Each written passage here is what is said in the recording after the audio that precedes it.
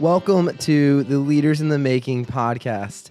I am your host, Titus Arnold, and we are so excited to be jumping into a new season of content as we are diving in to what it looks like to be formed and created to be leaders that embody Christ. That a phrase that a tagline we are champion here at WinShape is we want to develop leaders that lead like Jesus, empowered by the Holy Spirit for the glory of God. So our hope in this podcast through this season is to champion that and to help you in your journey to become a better leader. So I'm very excited to be leading the way today in this conversation. In today's episode, we're going to be looking at the importance of the local church. We've got some really good friends along the ride with us. We're going to be diving into what is the local church? What isn't the local church? How do we wrestle with the time that we have in the local church? How can we be developed as leaders? And how is it applicable to other areas of our life? So really, really excited to jump into this content. I'm joined with a couple of really good friends here. So I want to welcome Aaron Collier and Bryan Pierce. Thank you all so much for joining us today. Thank you for taking some time to come sit down and have a conversation. And I can speak highly of both of you, but I'd love to hear from your words who you are, your connection with WinShape, why you think that this matters, and why are you in this seat to talk about the local church? Yeah, love it.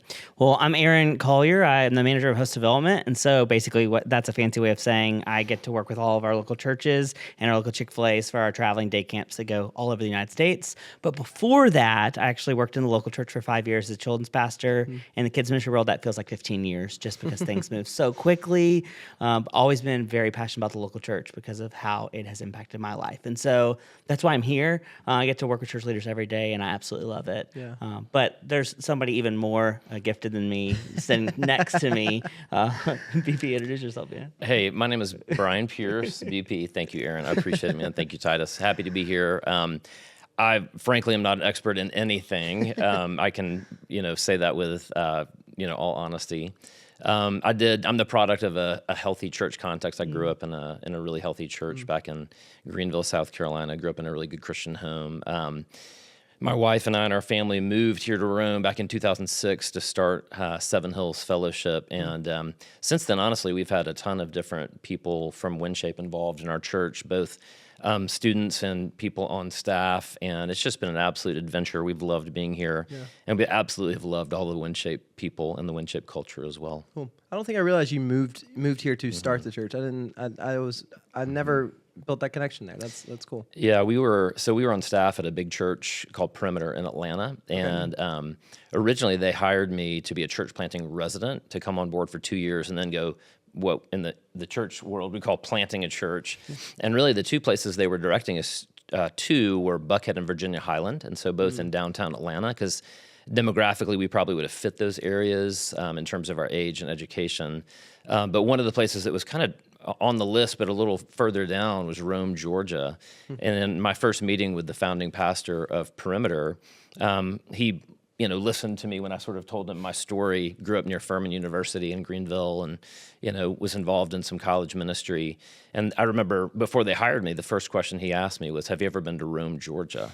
And so, ironically, about a year into that internship or residency program, we really sort of felt like it wasn't Buckhead or Virginia Highland. And so I literally got in my car one day, this is all the way over in Johns Creek, Atlanta, drove to Rome, Georgia, and in about 45 minutes, I got on the phone to my wife, and I said, "Hey, I think this is maybe where God is calling us to be." Wow, and that's so wild. That's how that began. We've loved it. It's been an absolute adventure. It's been fun. I'm glad I asked because I did not know that story, and that's awesome. It's cool to see the Lord move in those ways. Absolutely. That's so fun. And you have a son who has worked camp, right? The past couple of summers? Yeah, in fact, I have two sons that have worked for WinShape. Okay. One is Sam. He's in the Air Force now out in New Mexico. Cool.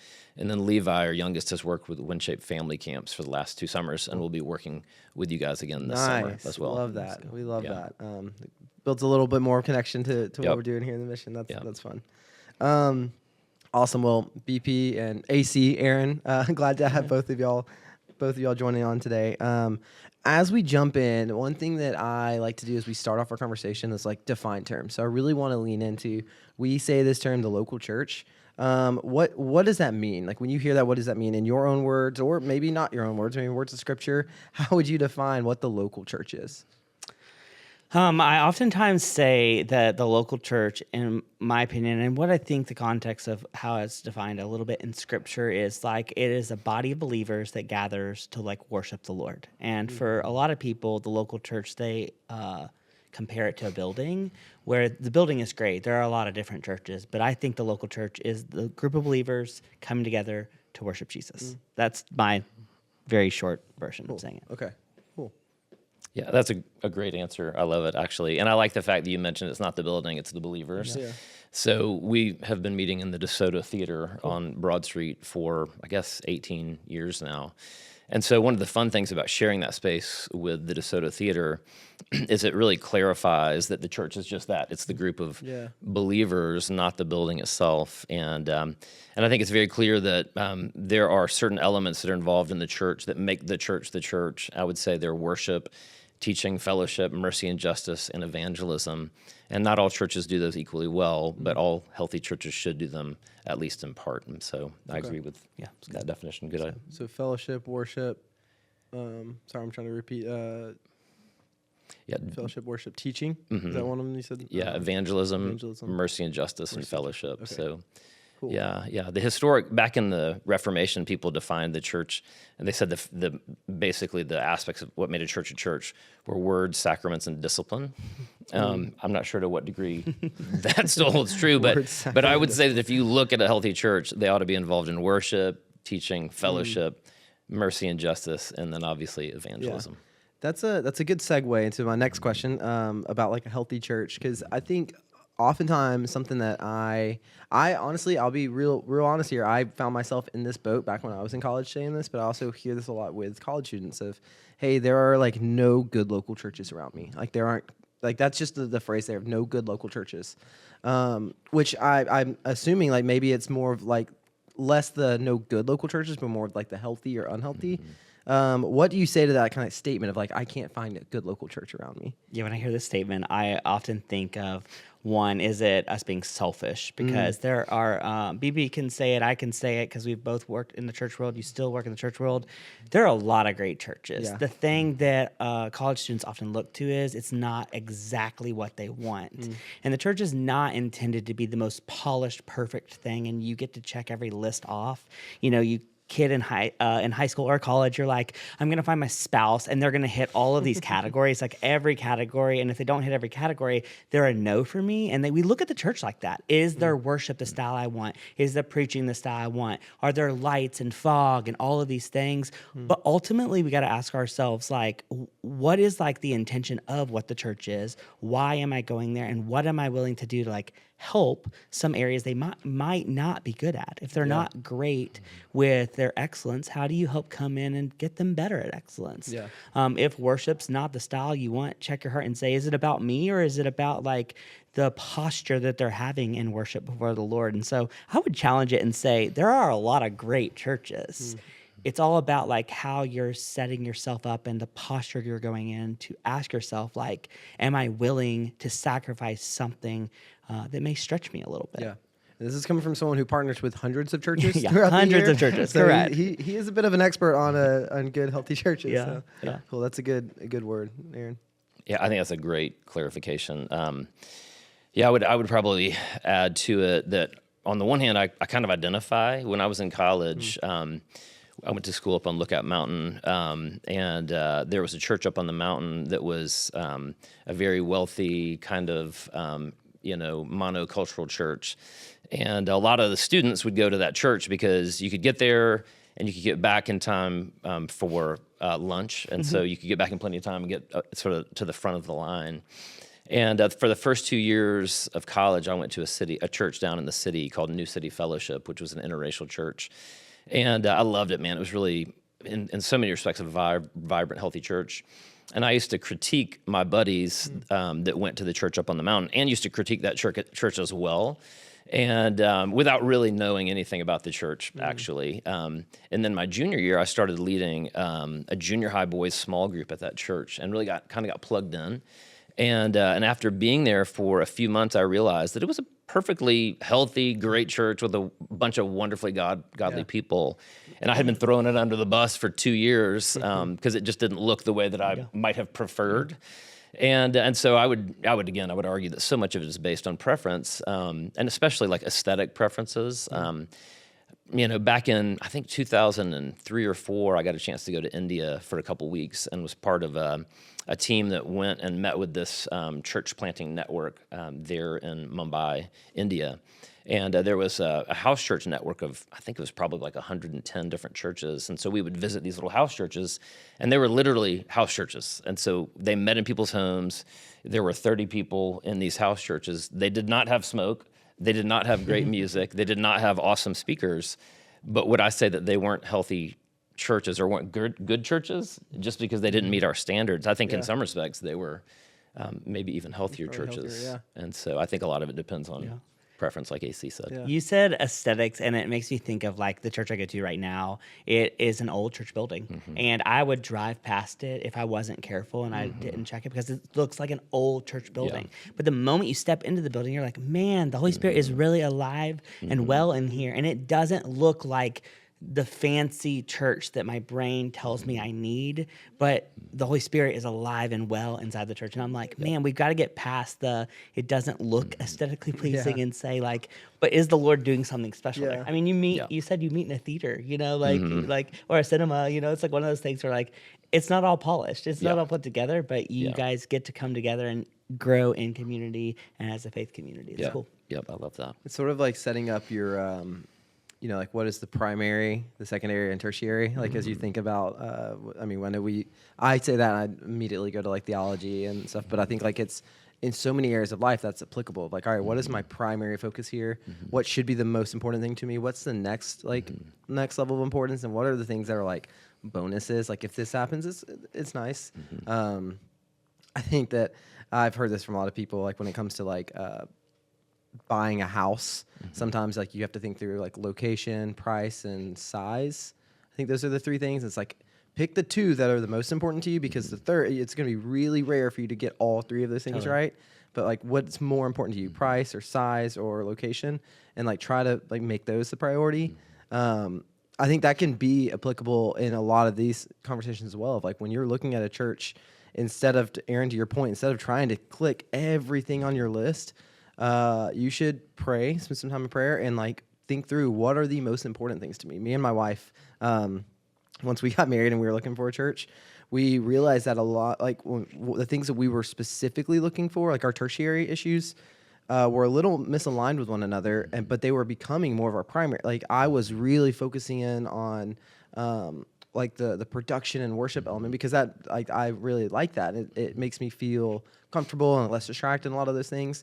But it was becoming my primary. And then once we were able to like sit down and think through it, we realized that the most important thing for us was finding a healthy community where we were able to come like feel like we were bought into the communal aspect of the church. And once we did that, it was so much easier for us to find. Like we went to a church and we loved it immediately. And it was like, all right, once we set aside the secondary, tertiary things, we know what's the most important thing for us.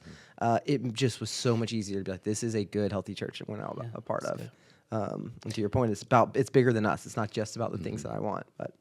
If I can add to that, you mentioned worship was a big deal to you, and fellowship ended up being the thing that was most important to you. But if you go back to those 5 functions of the church, a lot of times that's exactly how people are evaluating what a good church is.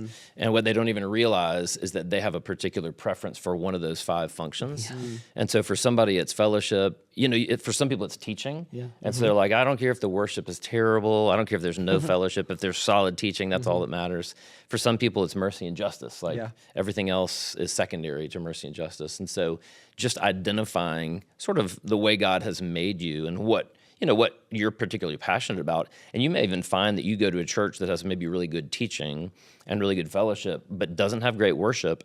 And you might actually find that that's the perfect church for you, because you can bring your giftedness in that area and help that church do so much better in that. That's so wise. That one place.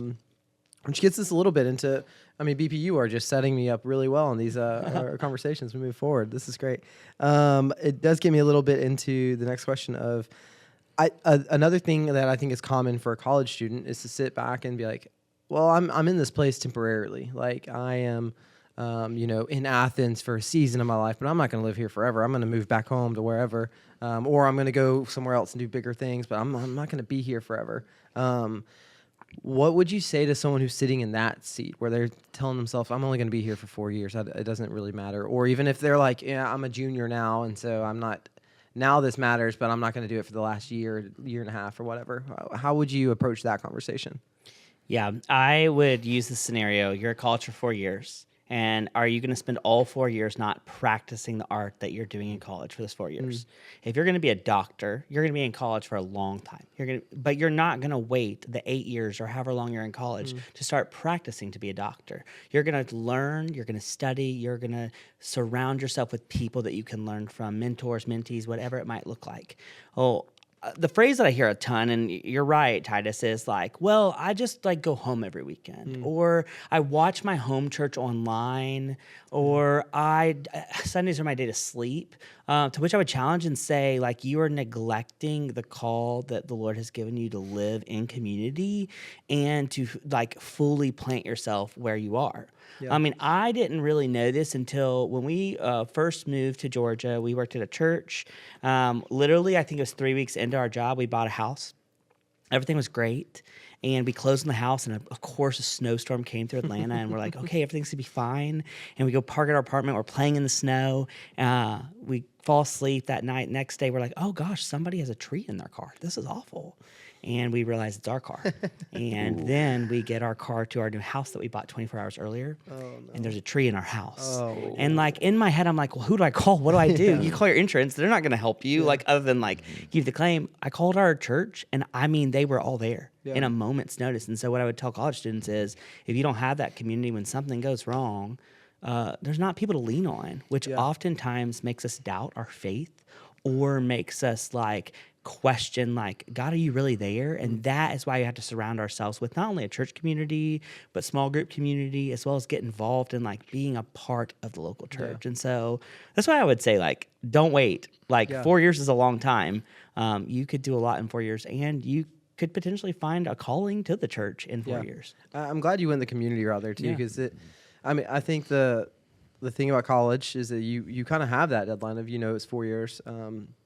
The thing about real life is that you don't have that deadline. So like I'm, planted in Marietta, Georgia right now and at a church there. Realistically, I don't know that I'm going to be there for 4 years. There could be something that happens between now and then. I could end up being there for 15 plus years. I don't know where that's going to end. That doesn't take away the responsibility I have as a follower of Christ to embody Christ and like his attributes and who he was. And he was very communal focused. And so if I ignore that or give myself the out of I'm only going to be here for X amount of time, then what I'm really doing is saying I'm not going to follow Christ. I'm not going to embody the way he did in the 3 years of ministry that he had. So I think that I'm glad you pointed that out. That was a conviction I've had of like, once you get out of college, the rest of the timelines kind of start going away, and you don't know where the Lord's going to take you or where he's calling you, but you do know where you are currently. And you're called to follow him here and now. Yeah, and it doesn't get easier to find community either. Yes, like when you become an adult, you're like, oh my gosh, when I get through college, it's gonna be so much easier. Nah, like when you get out of college and when you get married, like each area of your life gets a little more difficult and it takes a little more effort. But once you put in the effort, it's so worth it. But it does not get easier, unlike our brains tell us it does. Yeah, that's a very, very good point. Yeah, I would affirm everything you just said, AC. It's funny, when I was in college, I had a group of buddies that built a loft in their dorm room. And in like Sharpie, a really big Sharpie, they wrote the word on it. And the reason they did it is so that if people said, hey, did you guys go to church today? They could say, well, I was in the word. And it was basically an excuse for them to skip church while they were in college, which is clever. It was very clever. It's relatively, anyway, so I get it. Like that makes total sense. And I would affirm everything you guys just said. I would just say a couple things. One, I would say college is this really interesting moment or epoch in your life where for 4 years you get to focus on your own sort of development. Now, obviously, there's development that happens before that and after that, but for 4 years you're learning how to think, articulate, all this amazing stuff, and to leave out a big section of your humanity, sort of that spiritual communal piece, I think is maybe a tactical error. The second thing I would say about that community is, when you're in college, most of your relationships are going to be with people who are 18 to 22 years old.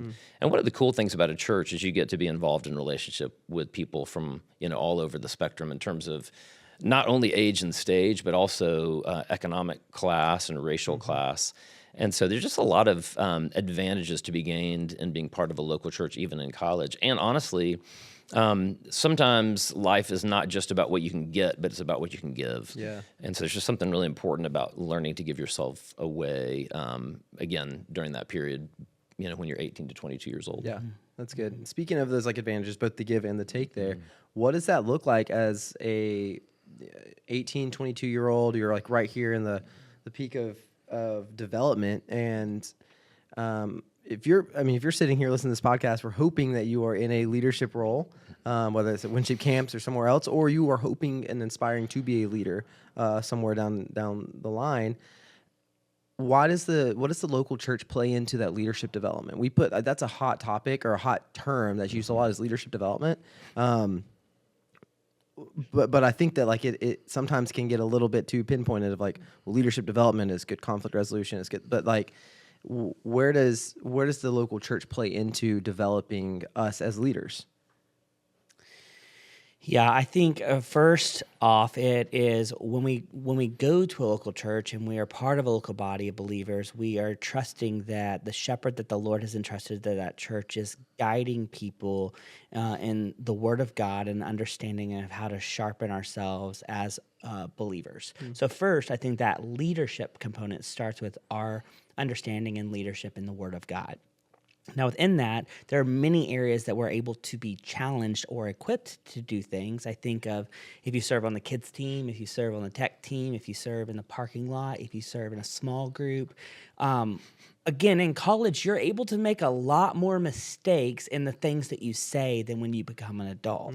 If I accidentally call Elisha from Scripture Alicia, when I'm an adult, people are going to be like, God, he does not know what he's talking about. As a college student, I can roll it off and everybody's like, oh, it's totally fine. He's still learning. Yeah. So there's many areas and components where the church allows you to grow, not only to learn about who God is, but how to communicate his word. And so I would say that is where the church is able to empower and equip. And also there's internships and stuff available. We always talk about I have to get an internship in this or an internship in that. But we see a lot of college students that don't have to work to go to the college, and then some that do. And so what could it look like to be able to learn under people that have been in ministry for 30 plus years or that are new to ministry, if that's what we're desiring to be?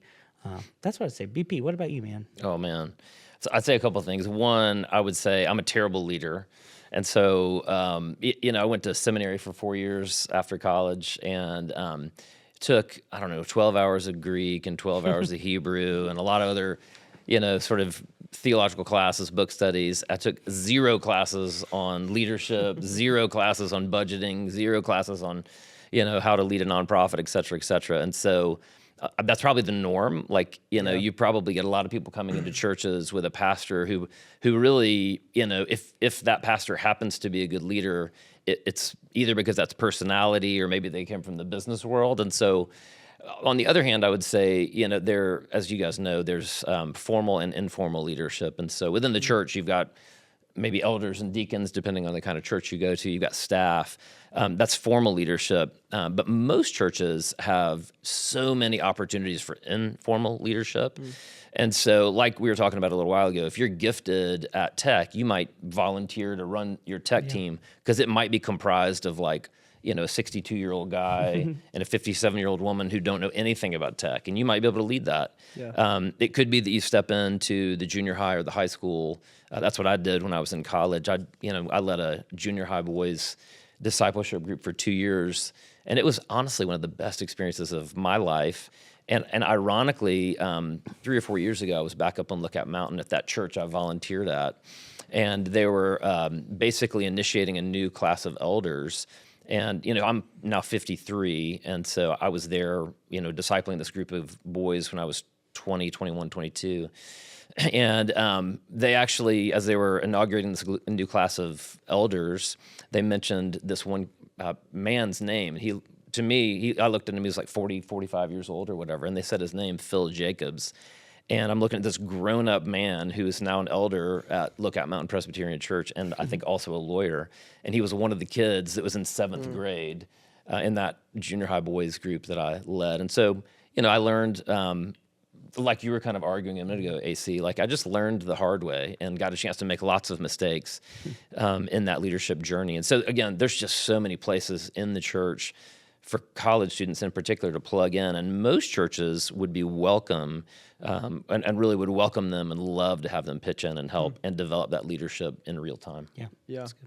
Yeah, and I love we've started using this now as like a recruiting effort when it comes to camps, and I think it rings very much true in local church. But like, in what environments, like professional environments, jobs, internships, or anything like that, can you get the opportunity to lead at such a young age and grow in a safe place? Like Aaron, to your point, and BP, where like people, like the local church is seeking out and trying to pull people in.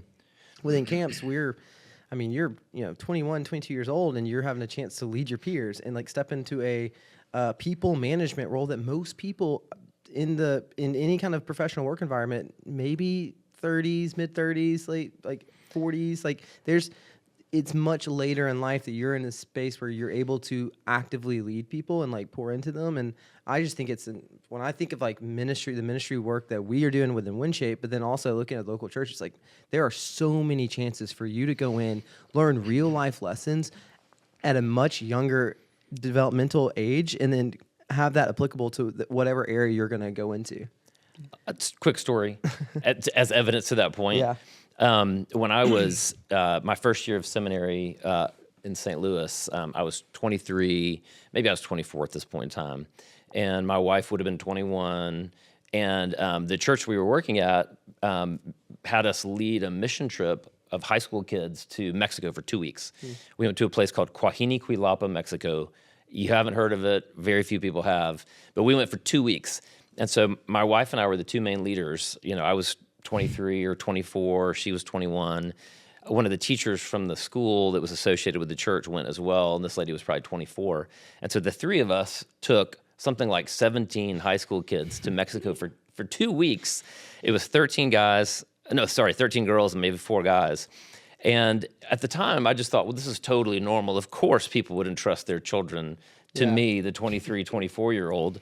And I look back at that now as somebody who's 53, and I'm like, who in the world thought that was okay? Insane. And yet in the church, there are opportunities to lead, even when you're 23 and 24 years old. So. And I bet if you were like to reflect and think back to it, that there's a lot of developmental like lessons and things that you take away from that. Oh, where you're my like, word. I know how to do this now because I actively did this as a 18, 19-year-old. Yeah, absolutely. We had to get them from point A to point B safely. Yeah. Our bus got boarded by armed militia. That's insane. I got the sickest I've ever been in a bus station in Acapulco. I learned lots of things. Much. Yeah. Yeah.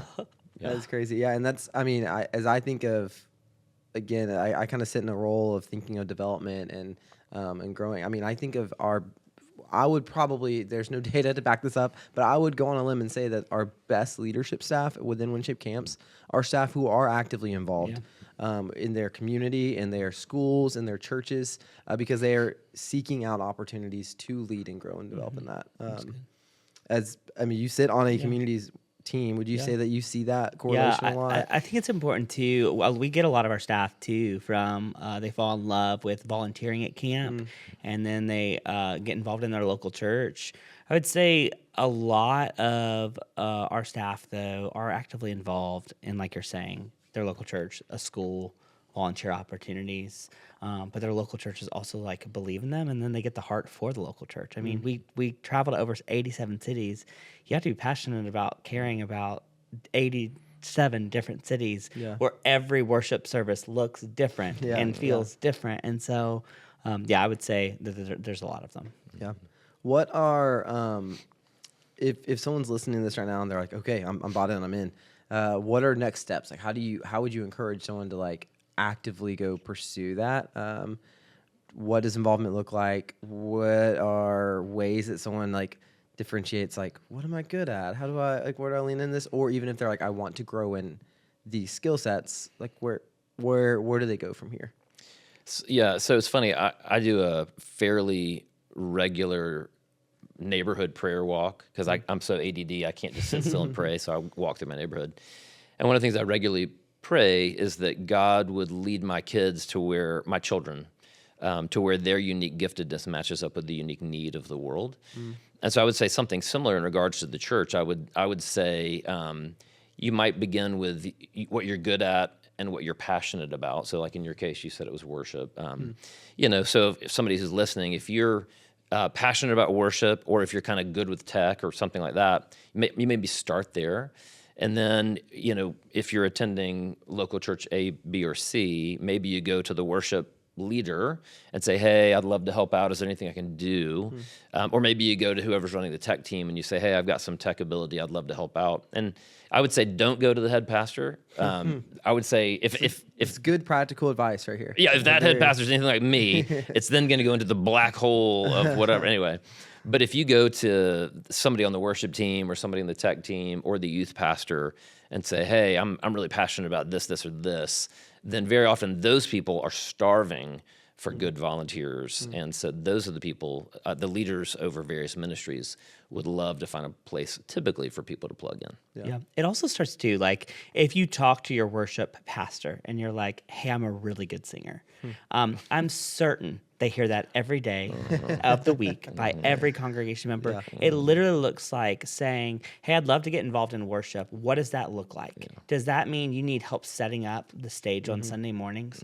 Does that mean you need help printing music? Does that mean you need help scheduling people? Like, start at the lowest possible place to allow them to trust your leadership. You're not going to be the next main stage singer overnight. It just doesn't happen that way, because trust has to be earned.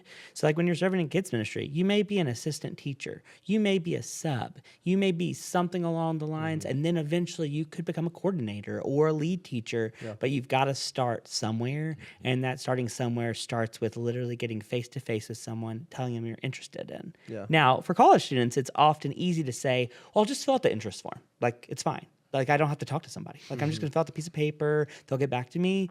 But I would challenge you to say a face-to-face interaction is going to take you a lot farther than filling out a piece of paper, because then they see that there is this urgency and there is this desire to be a part of something, not just I filled it out because I felt like I was supposed to. Yeah.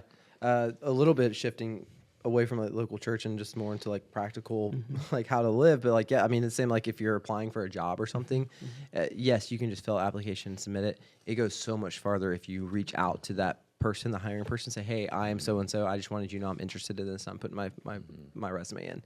That is always going to carry over so much more. So that's extra little piece of advice there. But yeah, it applies to this of there's this, what I'm hearing both of y'all say, as a combination of boldness and humility. There's this sense of you need to be bold and put yourself out there and say, boldness also comes with some what's the word here? Self-evaluation of all right, I want to grow in this area, so I'm going to seek out opportunities to grow in this area. But then there's the humility side of it of hey, I want to grow. I'm not expecting to just come in and make this about me. I think you mentioned earlier, the pride issue that we have sometimes looking at the local church.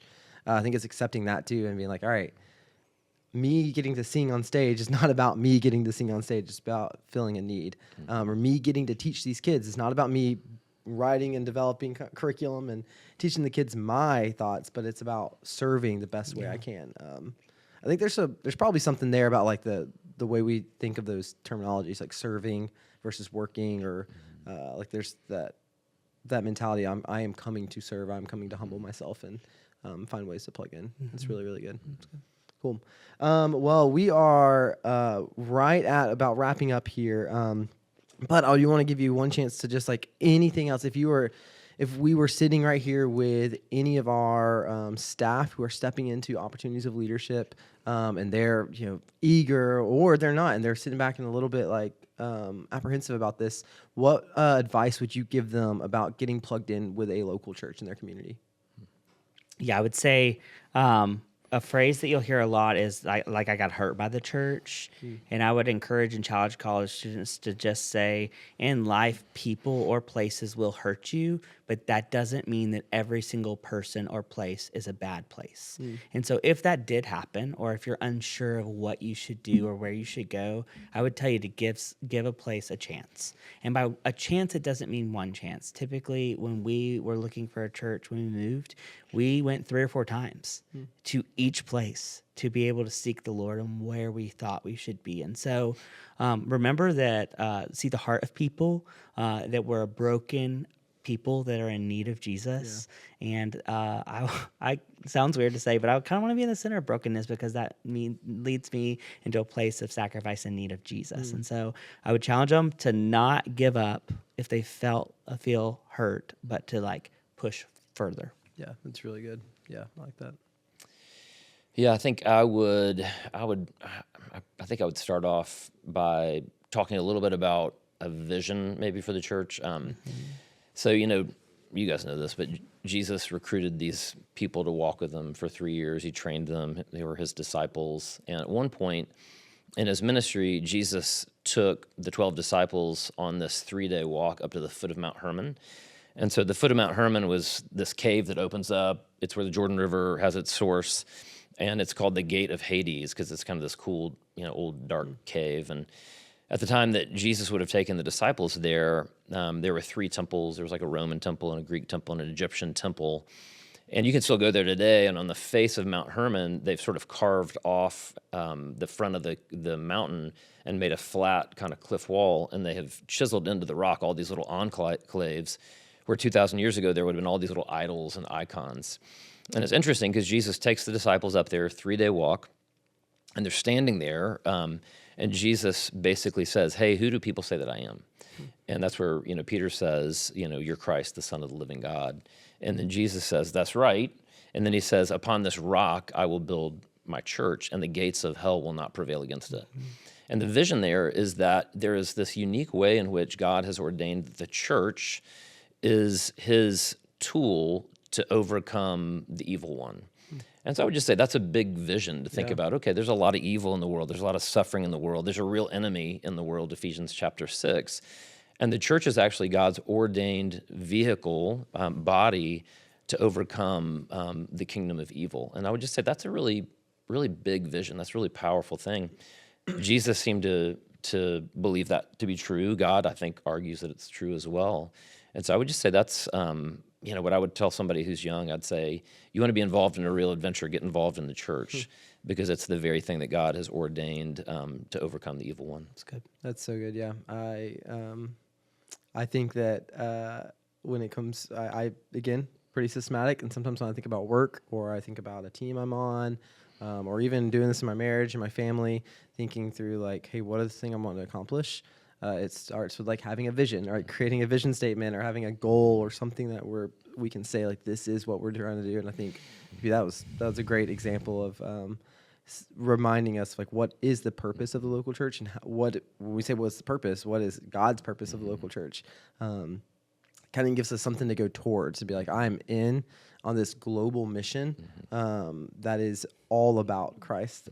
So that's a great kind of like reminder as we wrap our time. Well, thank y'all both so much, Aaron and BP. Just your wisdom, your thoughts, everything you bring to the table. This great conversation. Really excited as we move forward with this. So thank y'all so much for taking out some time in your busy schedules to be a part of this conversation. And thank you all so much for listening. This is the first episode of this season of Leaders in the Making. Really excited for the content we have mapped out. Excited to go on this journey with you. I do want to challenge you. We are still looking for top-notch summer staff that can come alongside of us for a summer of a lifetime. As we just talked about, yes, we mention all the time at campus for the campers, but there's so many opportunities for the Lord to do incredible things in the life of us as well as we show up at camp. If you know of anyone, whether it's a friend, a sibling, a classmate, anyone that you might know who would benefit from working camp and from getting the opportunity to be thrown into these spaces of responsibility and growth and development, please send them our way. You can send anyone over to work@winshape.org and encourage them to apply. So please do that today as we can continue to make this summer unforgettable for campers, for staff, for everyone involved.